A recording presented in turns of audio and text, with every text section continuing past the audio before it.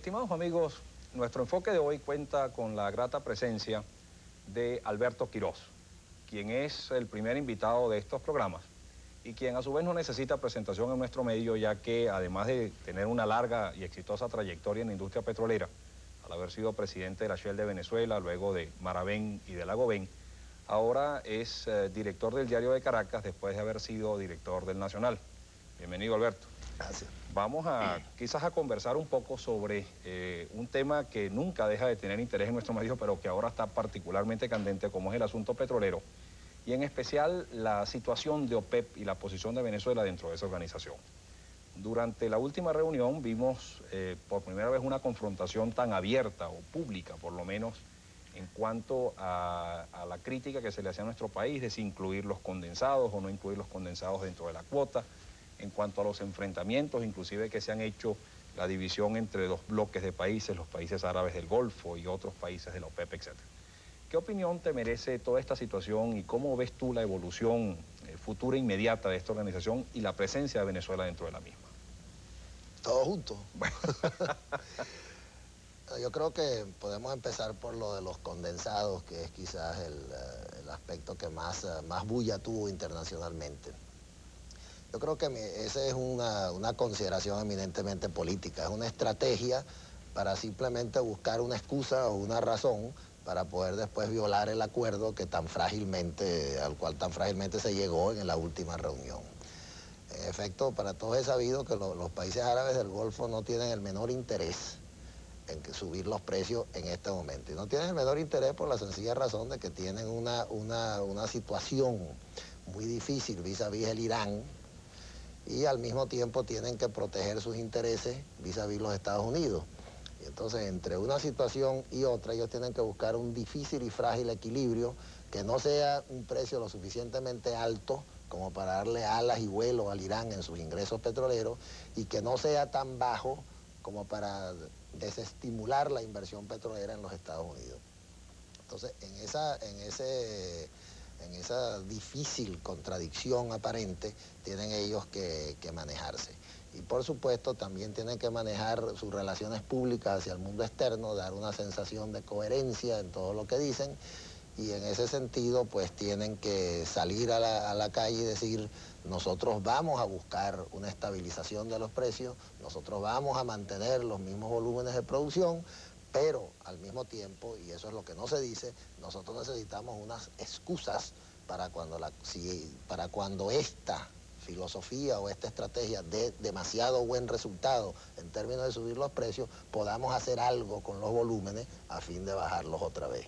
Y eso es, en el caso de Venezuela, ni más ni menos, la amenaza de producir más si Venezuela sigue produciendo condensado.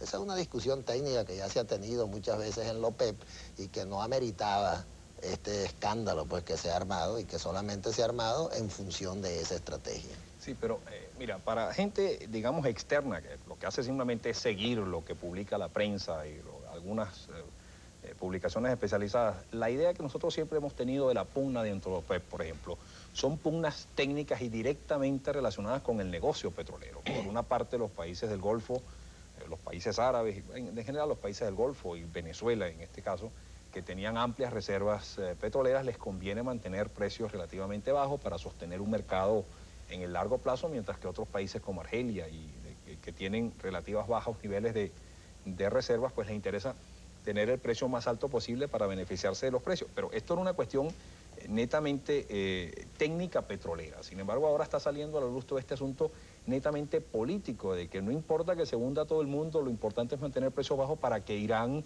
a su vez se debilite y entonces pierda la guerra con Irak.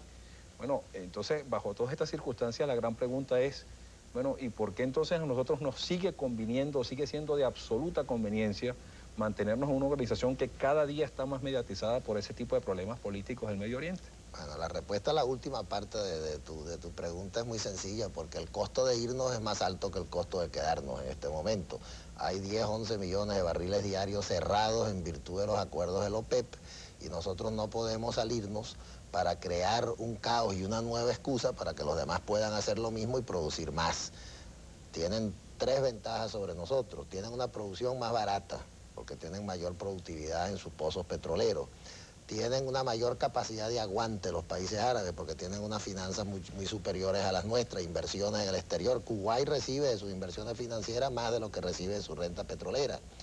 Y tercero, tienen una situación política que yo considero que es mejor que la nuestra en cuanto a sus relaciones con los Estados Unidos y las prioridades que el Departamento del Estado le da al Medio Oriente en preferencia a Latinoamérica. Entonces, claramente nosotros no tenemos nada que buscar yéndonos del OPEP.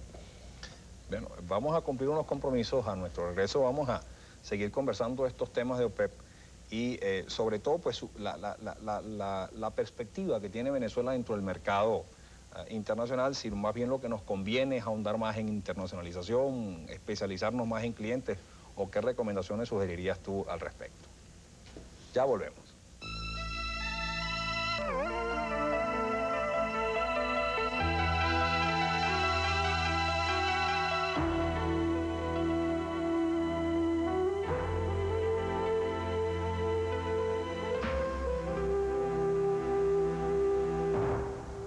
Comentábamos sobre la situación política de la OPEP y la posición que debería jugar Venezuela dentro de esa organización.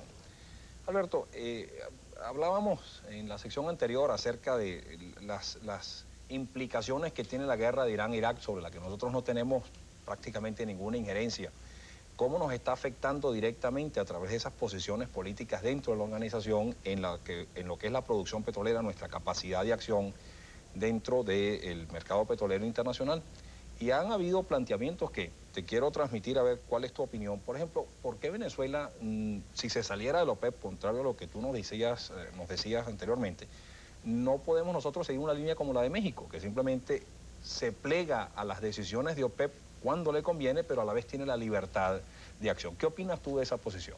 No, primero, México no ha sido país fundador de la OPEP, no tiene una historia de asociación con la OPEP y tiene una realidad muy diferente en lo geopolítico a la nuestra, es vecino de los Estados Unidos.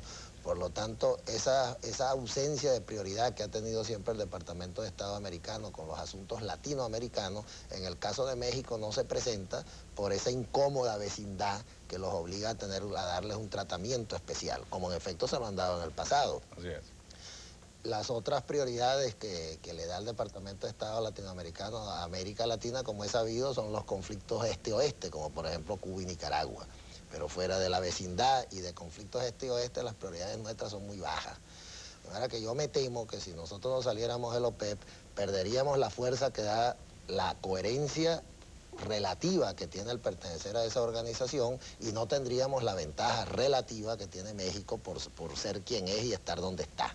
De manera que si se presentase una situación conflictiva, por ejemplo, entre nosotros y Arabia Saudita, donde Norteamérica tuviera que escoger, yo me temo que podría escoger el caso saudita en preferencia al nuestro, porque tiene mucho más que perder en su visión y en su percepción, por limitada que a uno le parezca, con los problemas del Golfo Pérsico que con un problema en Latinoamérica. Sí, o sea, quizás una exacerbación en el Medio Oriente hoy pueda representar un mayor riesgo para los Estados Unidos que lo que puede representar una desestabilización en Venezuela o algo así.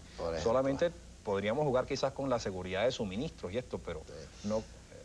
También podríamos jugar con eso y en efecto hemos jugado, pero sin mucho éxito, porque no hemos conseguido a cambio de esa seguridad que no solamente se expresa en forma verbal, sino que comprobadamente ha sido así durante muchísimos años. Pero yo quería agregar algo relacionado con el comentario que hiciste al principio del programa, y es sobre el aparente conflicto entre la visión política o la visión económica de la OPEP. La OPEP siempre ha sido una organización política. La idea de que la OPEP es un cartel económico perfecto es una idea que verdaderamente no tiene asidero. Yo creo que Arabia Saudita desde el principio entendió eso. Y la función de Arabia Saudita en la OPEP, a pesar de que usa argumentos económicos, siempre ha tenido una prioridad política. Nosotros somos al revés. Nosotros siempre queremos arreglar la OPEP con visión económica y cuando las cosas no salen mal, entonces usamos el argumento político. Yo creo que estamos en el barco que no es y por eso nos equivocamos muchas veces y por eso no entendemos la aparente irracionalidad económica de muchas acciones de los miembros de la OPEP, que no son irracionales porque la prioridad para ellos es política precisamente, y a veces eso choca con la racionalidad económica. O sea, ¿tú no estarías tan de acuerdo entonces con esta posición de que siendo Venezuela siempre un elemento de balance dentro de la organización, porque Venezuela es el puente que pone a hablar a Irán, a Irak, o pone a hablar a enemigos que no se pueden ver sino solamente en las reuniones de OPEP, y que ese elemento pues, de influencia política permite en cierto modo la unidad. ¿No crees tú que Venezuela realmente juega entonces ese papel tan importante como para mantener a los miembros de la OPEP unidos? No, yo creo que Venezuela sí lo ha jugado y creo que en el fondo en algunas ocasiones ha entendido también un poco el proceso político que ahí está sucediendo. Pero no creo que tampoco debemos sobrevalorar esa posición venezolana donde aparentemente nos quieren hacer aparecer un poco como el fiel de la balanza. Por ejemplo, se está hablando ahora de los diferentes grupos, lo mencionaste al principio. Por un lado están los países árabes del Golfo y por otro lado están los demás. Y entonces se podría caer en la tentación de decir Venezuela organizó al grupo más fuerte porque los demás son 9 contra 4. Pero es que resulta que ahí no funciona la democracia interna de levantar un dedo, un voto. Ahí lo que funciona es la verdadera fuerza de los recursos disponibles y la fuerza política. Y el grupo árabe primero tiene coherencia, porque todos andan buscando lo mismo. Segundo, tiene las mayores reservas. Tercero, tiene la capacidad de producción mayor. Cuarto, tiene la capacidad de aguantar cualquier crisis mayor, más que nosotros, como ya dijimos, y quinto, el apoyo de los americanos. De manera que ese es el bloque fuerte de la OPEP. Lo que ellos decidan es lo que va a suceder, no lo que decidamos nosotros. Yo creo que nosotros hicimos bien en realinearnos como una medida estratégica interna que le da cierta visibilidad a nuestra posición muy positiva. Pero no tampoco nos contemos en materia de fuerza, ni hagamos aparentar y creer que somos más fuertes que los demás, porque no lo somos. Ese no es el caso. Ese no es. Ahora, mira, Alberto, hay algo que a mí realmente me preocupa de estos últimos acontecimientos que han sucedido en la última reunión, que es con el asunto de qué se incluye en la cuota. Se está hablando de que si los condensados se incluyen o no se incluyen, pero ahora también se está hablando de si la orimulsión debe incluirse o no incluirse dentro de la cuota. Para Venezuela yo creo que se le ha dado una promoción demasiado abierta acerca de la orimulsión y del potencial que tiene la orimulsión, pero atrás de eso lo que hay es las posibilidades de comercialización de nuestro petróleo pesado, que es lo que realmente cuenta y lo que realmente tenemos nosotros. Si efectivamente dentro de la OPEP se decide incluir a la orimulsión, y ese como primer paso, para el segundo paso incluir la producción de todos los crudos, de los crudos pesados y extrapesados, entre los cuales nosotros tenemos definitivamente una posición distinta a los demás, ¿cómo nos podría a nosotros afectar eso? La solución, diría yo, para producir orimulsión y pretender que esté fuera de la cuota petrolera de la OPEP, de Venezuela, dentro de la OPEP, tendría que ser una argumentación que se basara en que la orimulsión realmente va a competir con otro insumo energético como el carbón, tanto en calidad como en precio, a fin de que el petróleo tenga una participación mayor en la globalidad del consumo energético. Ese es un argumento que podría, yo creo, utilizarse con algunas posibilidades de éxito. No creo, por el contrario, que la posibilidad de defender a la orimulsión como un producto no petrolero, sino como un carbón líquido, algo así, tiene la menor posibilidad de volar en el mundo técnico, no creo en ninguna forma. Pero sí creo que Venezuela puede establecer un argumento bastante razonable en el sentido de que esto constituiría una ayuda en la lucha que tienen los diferentes insumos energéticos por tomar una participación mayor de la globalidad del consumo. De manera que esa es la situación. Por otra parte, la orimulsión va a ser un producto muy barato entre comillas, con relación a los otros productos petroleros. Si Venezuela tiene una cuota y si la orimulsión entrara en esa cuota, Venezuela no puede producir orimulsión porque entonces bajaría el valor de su paquete de exportación. Claro. Entonces ahí tenemos el dilema. Si puede estar fuera, lo vamos a producir y creo que sería bueno para el petróleo en general, como recurso compitiendo con otros. Si por el contrario queda adentro, yo creo que la orimulsión se quedará para mucho después. O sea que tú dirías que esa es la táctica que tenemos que usar nosotros en OPEP, de tratar de vender la orimulsión como algo favorable a la industria y no como... Y en última instancia nosotros podemos usar la misma táctica que siempre ha usado Arabia Saudita para imponer sus puntos de vista. Arabia Saudita siempre dice, mira, yo ante una argumentación contrastante siempre dice, o conflictiva, mira, a mí me gustaría estar con todos ustedes, pero el Consejo del Reino me ha dado un mandato. Bueno, que el Congreso nos dio un mandato y nosotros usamos lo mismo. Pero no vamos a engañar a nadie con el hecho de que eso no es petróleo, porque sí es petróleo. Bueno, ahora, ¿tú crees que eso es viable, por ejemplo, para un país? Porque es viable para la Arabia Saudita, que es quien tiene el poder dentro de la organización. Pero eso sería viable para un país como Venezuela. Bueno, yo creo que si lo acompañas con una argumentación que como la que estamos dando aquí, de un poco de uso estratégico para defender la globalidad del uso petrolero, no es que ese sea un argumento tampoco tan decisivo, pero es un argumento que tiene cierta racionalidad. Y si las otras partes no quieren tener un problema frontal con Venezuela, que es un miembro importante, entonces van a aceptar esa argumentación, como nosotros hemos aceptado argumentaciones que podríamos demoler en media hora si quisiéramos correr el riesgo de un enfrentamiento de verdad. Bueno, de hecho, Arabia Saudita y los países árabes del Golfo que nutren de petróleo a Irak no incluyen esa producción. No, así es que dentro de su cuota. la llamada zona neutral entre Kuwait y Arabia Saudita produce 300, 400, 500 mil barriles que no aparecen en ninguna estadística y que terminan en los tanques del Irak o en las cuentas bancarias del Irak una vez que se venden. Además, la Arabia Saudita ha inventado inventarios flotantes también para no meterlos en la cuota en una época cuando estaba claramente definido que la cuota era lo que se producía, lo que se extraía del yacimiento. El hecho de que esté en un barco donde esté ya se produjo. Y sin embargo nosotros aceptamos esa argumentación y miramos convenientemente para el otro lado. De manera que todo aquí depende de cuál es la situación de los demás. Yo creo que nadie quiere que un miembro importante se vaya del OPEP y sobre eso es que nosotros tenemos que basar nuestra estrategia y en una argumentación que pudiera darles un poquito de margen para aceptarlo. Lo que no podemos argumentar cosas ridículas que no pueden ser aceptadas. Exactamente. Bueno, vamos a unos compromisos al regreso. Yo quería plantearte, Alberto, dos puntos. Uno es la posición o la eventual competitividad, incomodidad que le crea la presencia de Venezuela en los mercados internacionales a Kuwait y Arabia Saudita, que ahora están siguiendo la misma línea de internacionalización de Venezuela, comprando o participando en refinerías en el mundo entero. ¿Qué implica eso para estos países? ¿No se sienten ellos incómodos con que Venezuela haya dado el primer paso en esto y que ya esté en esos mercados? Y en segundo término, quisiera también preguntarte sobre, bueno, tu perspectiva, ¿qué ves tú en materia de precios del petróleo en el futuro que tan directamente nos afecta a nosotros? Ya volvemos.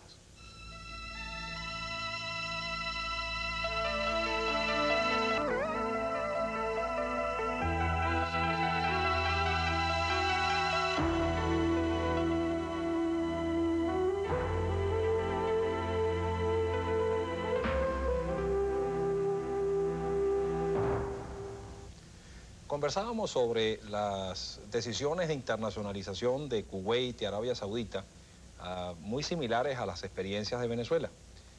¿Por qué no nos hablas un poco, Alberto, acerca de tu visión de cómo eso incomoda a Arabia Saudita, incomoda a Kuwait en sus esfuerzos de internacionalización y esa pudiera ser una de las razones que a su vez pudiera afectarnos dentro de la organización? No, yo creo que la cosa es un poquito al revés, yo creo que nos incomoda a nosotros a lo mejor, ¿no?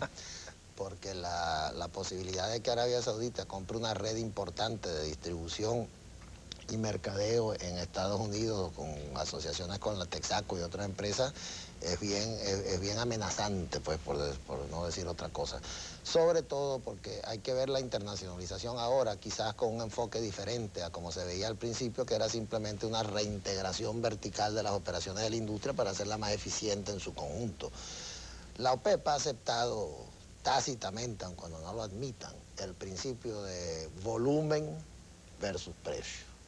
O sea que no van nunca a rebajar el volumen de producción, porque aun cuando el ingreso total, que es lo importante, es el resultado de multiplicar volumen por precio, hay un volumen por debajo del cual ningún país quiere llegar a él, porque disminuiría su participación en el mercado. Y no solamente en términos económicos esto es importante, sino una vez más en términos políticos, en términos de poder, en términos de influencia. Quien controle una mayor participación del mercado petrolero, que es el mercado de la energía por excelencia, controlará de paso muchas decisiones importantes globales. Entonces, no se va a bajar de ciertos volúmenes por mucho que suban los precios. Y no van a subir los precios mucho porque no se va a bajar de ciertos volúmenes. Entonces, el camino que queda es buscar mercado. para esos volúmenes. Y la manera más segura de buscar mercado es la internacionalización, Es integral, que es la integración vertical. Entonces, en esa búsqueda de mercados es donde estamos todos ahora compitiendo para poder colocar esos volúmenes que necesitamos. Okay. Bueno, mira, Alberto, ya nos quedan desgraciadamente pocos minutos para concluir esta conversación tan interesante. ¿Por qué no nos hablas un poco acerca de tu visión del comportamiento posible de los precios en el próximo año? Se acaba de presentar un presupuesto con $16 por barril, que ha sido criticado como muy optimista.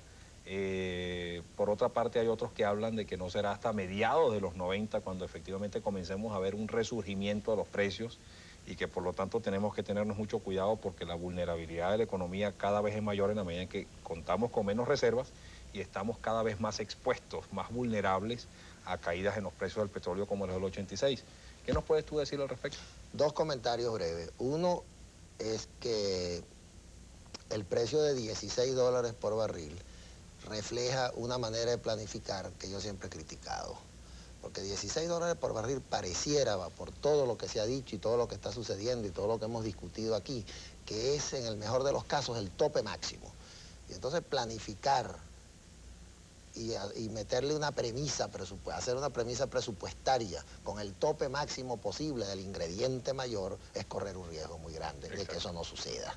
Entonces yo me hubiera sentido más cómodo con algo como 14 o 14.50, que me hubiera dado a mí por lo menos la seguridad de que estaba un poco en el medio de los dos extremos posibles, porque puede ser que llegue a 16, en cuyo caso felizmente tenía $1.50 más.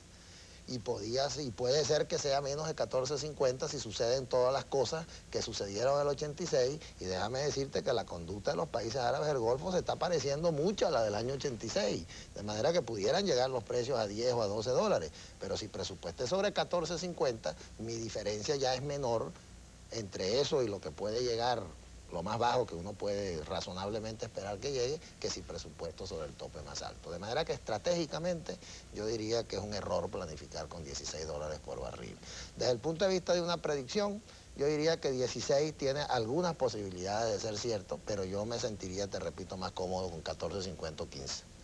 Bueno, mira, tú acabas de plantear ahorita un aspecto que a mí me preocupa y me angustia sobremanera. Esto de que la probabilidad de que los precios bajen no es que es altísima, no es que todo el mundo está hablando de eso como algo ineludible, pero que ahí está allí, es una posibilidad cierta. Absolutamente.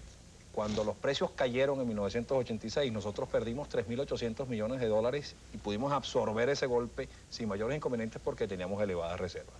Este año posiblemente vamos a estar en una pérdida de reservas bastante próxima a esa reserva, a esa pérdida de reservas del 86. Pero si continuamos en esta tendencia y bajamos nuestras reservas a niveles muchísimo menores de los que existían a comienzos del 86, bueno, situaciones como estas pueden realmente causar o tener unas consecuencias realmente graves sobre nuestra economía. Ciertamente el estimado de $16 por barril no deja colchón, no hay colchón.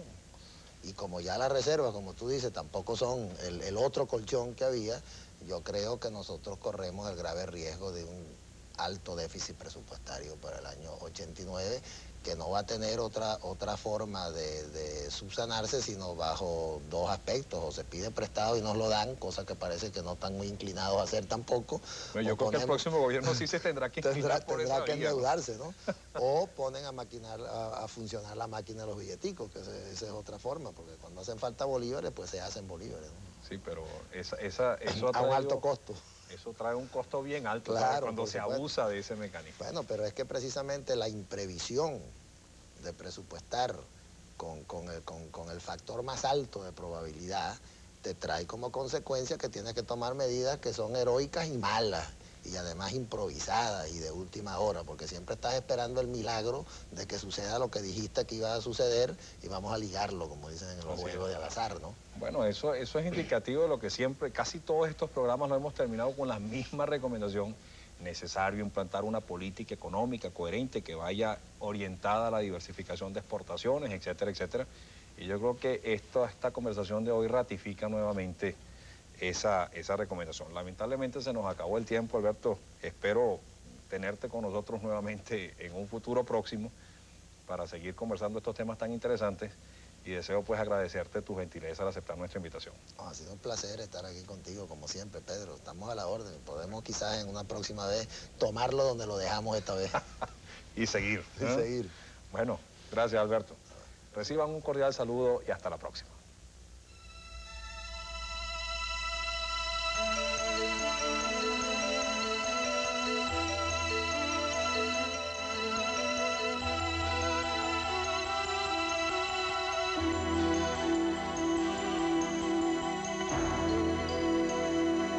Siga con Clásicos Dominicales.